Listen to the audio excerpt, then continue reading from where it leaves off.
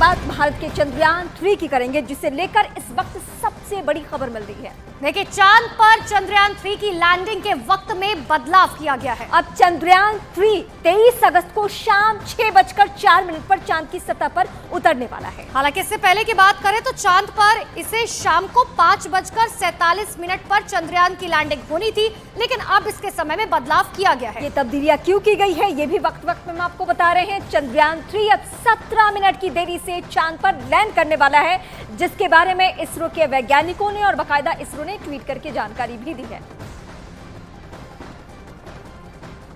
तो भारत का तीसरा चंद्र मिशन तेजी से चंद्रमा की तरफ आगे बढ़ रहा है। अंतरिक्ष यान का लैंडर मॉड्यूल अब चंद्रमा की सतह के बहुत करीब पहुंच चुका है।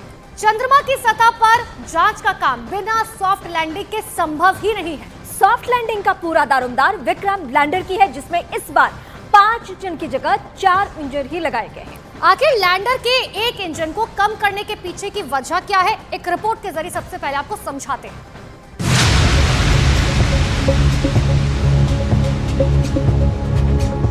विक्रम लैंडर का चांद पर उतरना।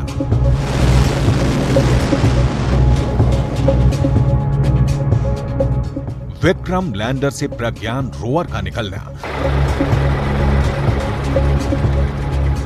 प्रज्ञान रोवर का चांद की सतह पर चलना।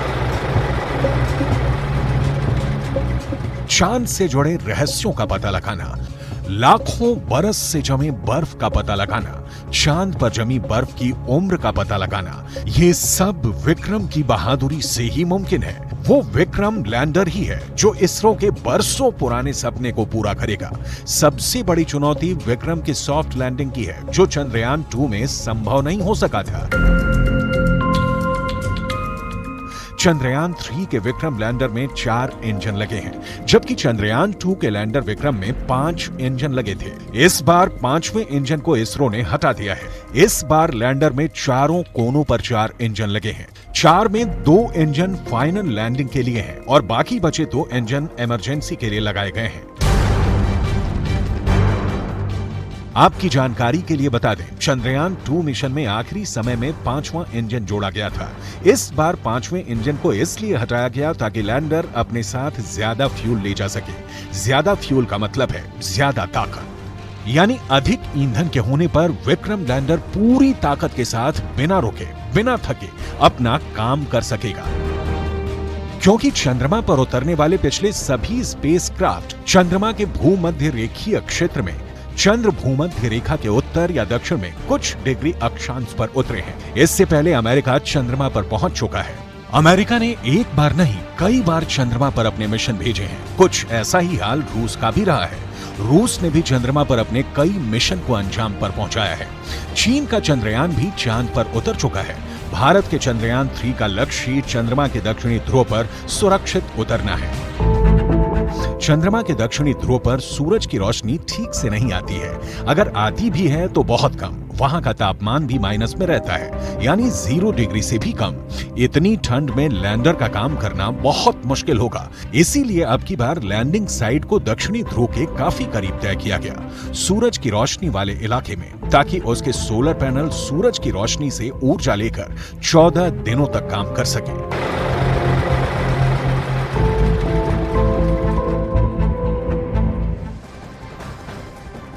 चंद्रयान 3 को लेकर विक्रम साराभाई, इसके अलावा एपीजे अब्दुल कलाम, इन सभी ने ख्वाब देखा था और अब इसरो के जो नए वैज्ञानिक हैं वो ये कदम दर कदम आगे बढ़ रहे हैं। देखिए, इंतजार उस बात का किया जा रहा है कि आखिर कब वो समय आएगा जब चंद्रयान 3 चांद पर लैंड करेगा, और हर कोई इस बात की उम्मीद कर रहा है कि इस बार जो है ये परीक्षण पूरी तरह से सफल होगा। सिर्फ हिंदुस्तान नहीं, पूरी दुनिया की निगाहें फिलहाल चंद्रयान 3 पर टिकी हुई हैं। चंद्रयान 3 का लैंडर और रोवर चांद के दक्षिण ध्रुव पर 14 दिन तक प्रयोग करने वाले हैं। यानी कि वो चाहे विक्रम लैंडर हो या फिर प्रज्ञान रोवर, चांद पर 14 दिनों तक ही क्यों सक्रिय रहेगा। क्या आपने कभी ये सोचा है? ये सवाल सबके जहन में होना चाहिए। ऐसा क्यों होने वाला है, इस रिपोर्ट के जरिए हम आपको दिखाते हैं।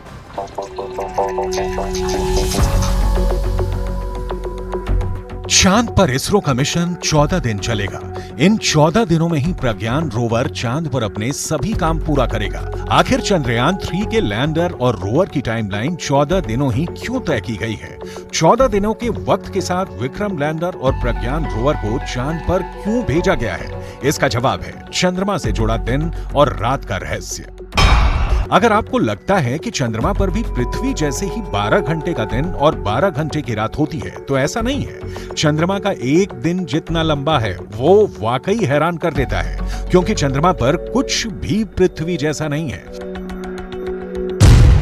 दरअसल चांद का एक दिन पृथ्वी के करीब 28 दिनों के बराबर होता है, यानी करीब 14 दिनों की रात और 14 दिनों का ही दिन। चांद के एक दिन का सटीक समय उतना ही होता है जितने वक्त में चंद्रमा अपनी कक्षा में 360 डिग्री घूमते हुए पृथ्वी की एक परिक्रमा करता है। ऐसा करने में चंद्रमा को कुल 27 दिन 7 घंटे 43 मिनट और 11.5 सेकंड का समय लगता है। यही वजह है धरती के मुकाबले चांद पर करीब 14 दिनों की रात और 14 दिनों का दिन होता है। दरअसल चंद्रमा अपनी धुरी पर बहुत ही धीमी गति से घूमता है। यही वजह है कि उसे पृथ्वी के चारों ओर एक चक्कर पूरा करने में 27 दिन 7 घंटे 43 मिनट और 11.5 सेकंड का समय लगता है। ऐसे में पहले एक हिस्सा काफी समय तक पृथ्वी की ओर होता है, फिर यही हाल चांद के दूसरे हिस्से का होता है। चंद्रमा पर रात भी दिन जैसे लंबी होती है और रात के वक्त सूरज की किरणें नहीं पहुंचती, यानी चंद्रमा पर 14 दिन तक ही उजाला रहता है।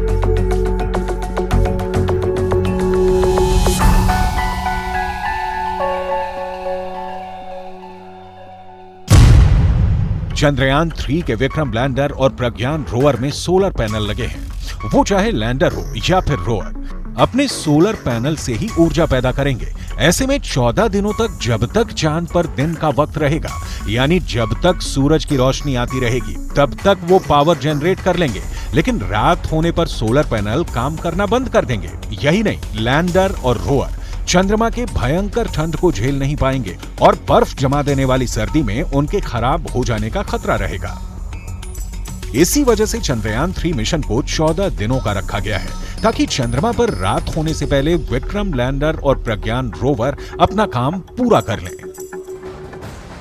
तो चंद्रयान 3 के चंद्रमा पर पहुंचने के बाद उसके 2 यंत्र सबसे अहम हो गए हैं। पहला है विक्रम लैंडर और दूसरा है प्रज्ञान रोवर।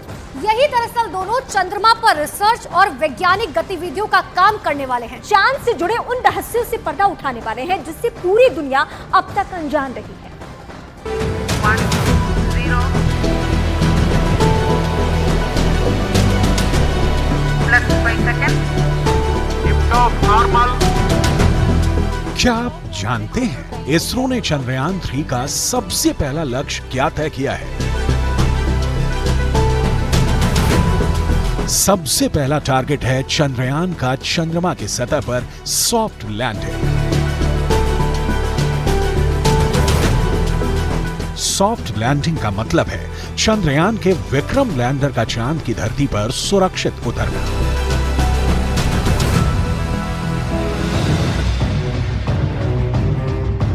अब सवाल उठता है, सुरक्षित लैंडिंग कैसे मुमकिन है? तो इसका जवाब है, लैंडर इतनी कम रफ्तार के साथ चंद्रमा पर उतरे कि उसको झटका ना लगे, उसको कोई नुकसान ना पहुंचे। यानी चांद के दक्षिणी ध्रुव पर विक्रम लैंडर उतरेगा तो हौले से, लेकिन इस लैंडिंग की धमक पूरी दुनिया में सुनाई देगी।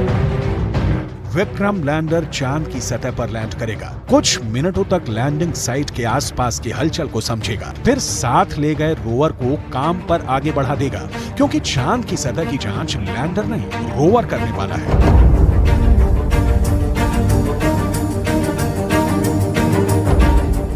लैंडर के अंदर ही रोवर होता है। रोवर लैंडर के चंद्रमा पर सफल लैंडिंग के बाद बाहर निकलता है। लैंडर से बाहर आने के बाद रोवर चंद्रमा की सतह पर शोध करने को तैयार हो जाता है। इसरो ने चंद्रयान 3 के रोवर का नाम प्रज्ञान रखा है। चंद्रयान 2 के रोवर का नाम भी प्रज्ञान था।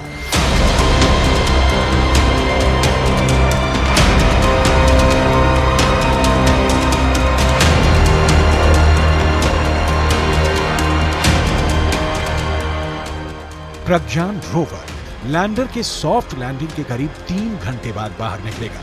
चंद्रमा की सतह पर उतरेगा और बिना देर किए काम शुरू कर देगा।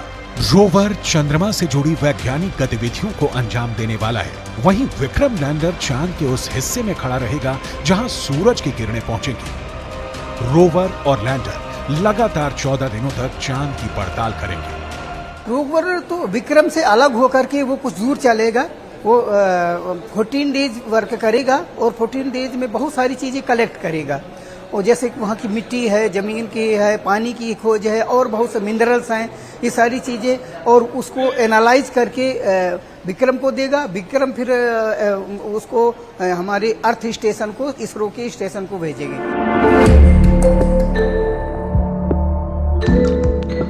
अब आपके दिमाग में ये सवाल होगा कि रोवर चांद से जुड़ी जानकारी 3,84,000 किलोमीटर दूर यहां इसरो तक कैसे पहुंचाएगा। यहां धरती से अगर प्रज्ञान रोवर को कोई निर्देश देना होगा तो इसरो कैसे देगा। रोवर और इसरो कैसे एक दूसरे के संपर्क में रहेंगे। चांद पर मौजूद प्रज्ञान रोवर सबसे पहले अपने करीब खड़े विक्रम लैंडर को सिग्नल देगा।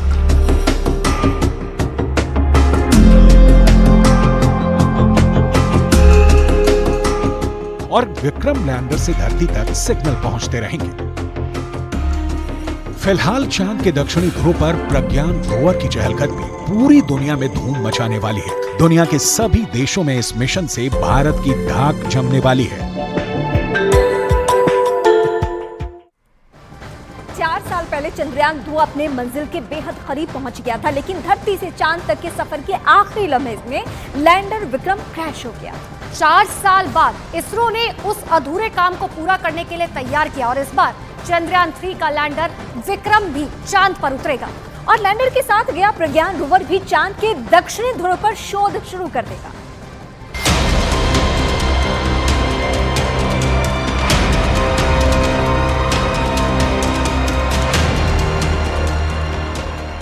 छह पहियों वाले इस प्रज्ञान रोवर पर पूरी दुनिया की नजर है।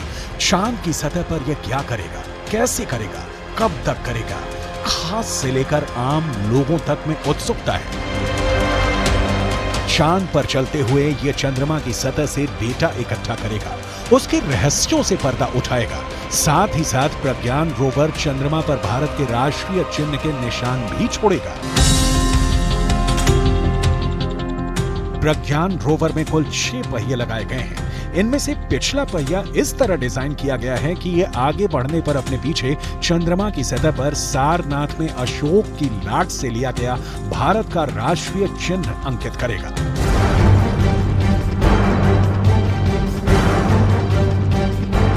वहीं इसका दूसरा पिछला पहिया इसरो का निशान प्रिंट करेगा। यानी प्रज्ञान के पहिए से उकेरे गए निशान हमेशा के लिए चांद पर भारत की मौजूदगी की गवाही देंगे। एक बार फिर देखिए प्रज्ञान रोवर कैसे चांद पर भारत के दस्तक की अमिट छाप छोड़ देगा।